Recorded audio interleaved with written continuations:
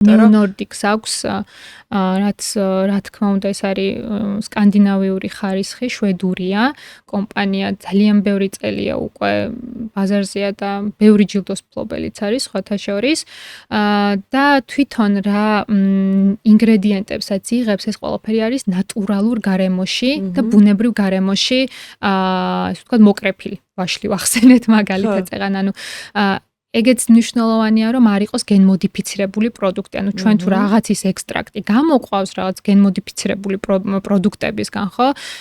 ვერ მივიღებთ შესაბამისად ჯამრთელ საბოლოო პროდუქციის ნივთიერებას.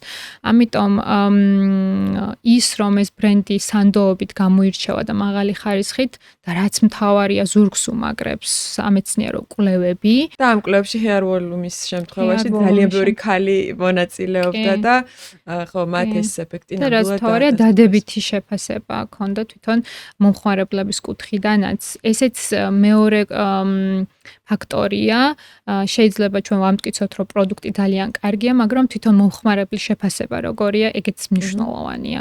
თუ სწორად მახსოვს, დაახლოებით 87% ძალიან დადებითად აფასებდა თმის ხარისხი გაუმჯობესდა, გაიზარდა ბზინვარება, ცვენა შეჩერდა.